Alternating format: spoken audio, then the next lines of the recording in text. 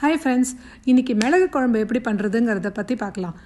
நிறைய பேர் கேட்டிருந்தாங்க மிளகு குழம்பு. ஸோ அதனால் அதை முதலே எடுத்துட்டேன் நான். ஸோ இது பாருங்கள், இதுக்கு தேவையான பொருளை கீழே இதில் டிஸ்கிரிப்ஷனில் கொடுத்துருக்கேன். நான் இப்போ பூண்டு போட்டு மிளகு குழம்பு பண்ண போகிறேன். ஸோ அதில் என்னென்ன ட்ரை இன்க்ரீடியன்ஸ் கொடுத்துருக்கேனோ அதை ஒரு வாண்லி, சின்ன வாண்லி வச்சுட்டு 1 ஸ்பூன் எண்ணெய் விட்டு அந்த ட்ரை இன்க்ரீடியன்ஸை நம்ம வறுத்துக்கிறோம். மிளகா, தனியா, கடலைப்பருப்பு. இதுக்கு மிளகு கொஞ்சம் தூக்கலாக இருக்கணும், மிளகு வாசனை நிறைய இருக்கணும். அதனால் ஒரு 15லேருந்து 20 மிளகு போட்டுக்கலாம். மிளகா ஒரு 3-4 மிளகா போட்டுக்கலாம். கடலைப்பருப்பு, தனியா, மிளகு அதை நல்ல பொன்னிறமாக வறுத்துக்கணும். கொஞ்சம் வறுபடுறது கம்மியாக இருந்தால் நல்லா இருக்காது டேஸ்ட்டு. ஸோ கொஞ்சம் பொன்னிறமாக வர வரைக்கும் நீங்கள் வறுத்துக்கணும். வறுக்கும்போது அடியில் பிடிக்காமல் கொஞ்சம் கலரி விட்டு வருங்க. இல்லைன்னா அடியில் இருக்கிறது கருப்பாயிடும், மேலே இருக்கிறதுலாம் வெள்ளையாக இருக்கும். ஸோ அதனால் நல்லா கலரி விட்டுட்டு அப்பப்போ கலரி விட்டு வறுத்திங்கன்னா நல்லா எல்லாம் ஈவனாக ஃப்ரை ஆகும். இதில் இந்த ட்ரை இன்க்ரீடியன்ட் தான் இம்பார்ட்டண்ட்டு. ஸோ இதை நல்லா வறுத்துக்கோங்க.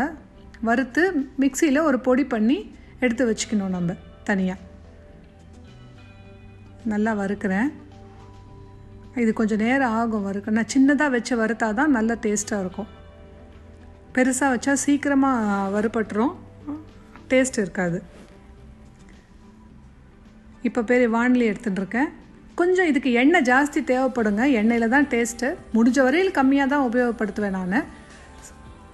ஒரு 1/4 கப்புக்கு கம்மியாக தான் எண்ணெய் விட்ருக்கேன். 1/4 கப்பு எண்ணெய். இதுக்கு முக்கியமாக நல்லெண்ணெய் தான் யூஸ் பண்ணணும். நல்லெண்ணெய் விட்ருக்கேன். எண்ணெய் நல்லா காயட்டும். காஞ்சதுக்கப்புறமா நம்ம என்னென்ன தாளிக்கிறதுன்னு பார்க்கலாம். எண்ணெய் காஞ்சின்ட்டுருக்கு. கொஞ்சோண்டு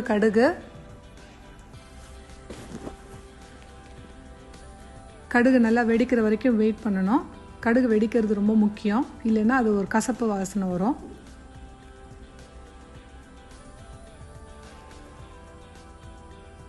கொஞ்சம் உளுத்தம்பருப்பு, கடலைப்பருப்பு,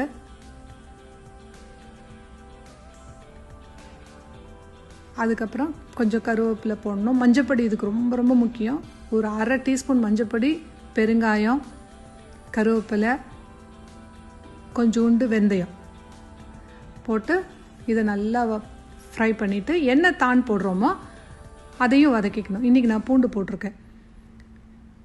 இப்போ இதில் ரொம்ப முக்கியமானது இந்த எண்ணெயும் இந்த பூண்டும் நல்லா வதங்கணும். இந்த வதக்கிறதுல தான் நமக்கு டேஸ்ட்டே வரும். இதை மூடி வச்சுருங்க. மூடி வச்சிங்கன்னா அதோட ஸ்டீம் எப்படியும் வரும். அந்த ஸ்டீமோட வாட்டர்லேயும் அந்த எண்ணெய்லேயும் அந்த தான் என்ன போடுறீங்களோ, வெங்காயமோ பூண்டோ, அதுவும் சேர்ந்து வதங்கிறது தான் இந்த குழம்புக்கு டேஸ்ட்டே. ஸோ இது நல்லா வதங்கிடுச்சுன்னா கொஞ்சம் தண்ணியும் எண்ணெயும் சேர்ந்த போல் ரொம்ப டேஸ்ட்டாக இருக்கும். இந்த இடம் தான் ரொம்ப முக்கியம். இதை நம்ம ஃபாஸ்ட்டாக வதக்கி அவசர அவசரமாக புளி தண்ணியை கொட்டிட்டோன்னு வச்சுக்கோங்க, அதுக்கப்புறம் டேஸ்ட் வராது. சரி, இந்த நல்லெண்ணெய்க்கும் அந்த தானுக்கும் அந்த தாளிக்கிறதுக்கும் நல்லா வதங்கிடுச்சு. இப்போது புளி தண்ணி கொட்டுறோம். 700 ml புளி தண்ணி நான் போட்டிருக்கேன். இதுக்கு நீங்கள் ஃபினிஷ் பண்ணுற ஐட்டம் பார்த்தீங்கன்னா ஒரு 500 ml இல்லைன்னா 450 ml அந்த மாதிரி வரும் ஃபினிஷ்ட் ஐட்டம். ஸோ அந்த அளவுக்கு வரும். இது 1.5 டீஸ்பூன் உப்பு, 1.5 டேபிள் ஸ்பூன் உப்பு போட்டிருக்கேன். போட்டுட்டு எல்லாத்தையும் ஒன்றா நல்லா கலரிட்டு மூடி வச்சிடலாம். நம்ம இது கொதிக்கும். அப்பப்போ அதில் இருக்கிற ஸ்டீம் வாட்டரை அதுலேயே விட்டுடுங்க. அது ரொம்ப இம்பார்ட்டண்ட்டு. அதுக்கப்புறம் நம்ம வறுத்து வச்சுருக்கிற பொடி அதை கொட்டிடணும். கொஞ்சம் கொதி வந்ததுக்கப்புறமா ஒரு 15-20 நிமிஷம் கொதி வந்ததுக்கப்புறமா அந்த பொடியை கொட்டிட்டு இந்த ஃப்ளாட் கரண்டியில் யூஸ் பண்ணிங்கன்னா உங்களுக்கு இந்த லம்ப் வராமல் ஈஸியாக இருக்கும். இந்த மாதிரி நல்லா அந்த லம்ப்லாம் எடுத்து, இல்லை நீங்கள் ஒரு ஸ்பூன் தண்ணியில் கூட கரைச்சி விடலாம் உங்களுக்கு வேணும்னா, அதுவும் பண்ணலாம். இது மாதிரி நல்ல லம்ப் இல்லாமல் இருக்கான்னு பார்த்துட்டு திருப்பி மூடி வச்சுருங்க.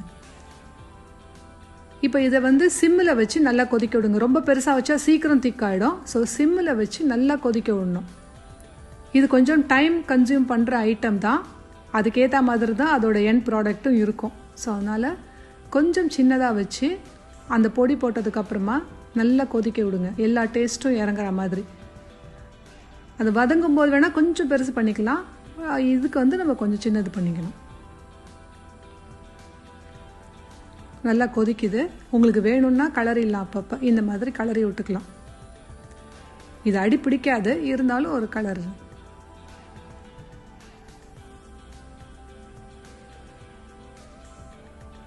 நல்லா கொதி வந்துடுது. இப்போ நீங்கள் சிம்மாவும் வச்சுக்கலாம், கொஞ்சம் பெருசாகவும் வச்சுக்கலாம். இது நம்ம அடுப்பை வந்து நம்ம எப்படி வேணுமோ அதுக்கேற்ற மாதிரி கொஞ்சம் அப்பப்போ சின்னது பெருசு பண்ணினாதான் அதோட கன்சிஸ்டன்சி கரெக்டாக வரும். இப்போ நான் கொஞ்சம் மீடியம் சிம் டு மீடியமில் வச்சுருக்கேன்.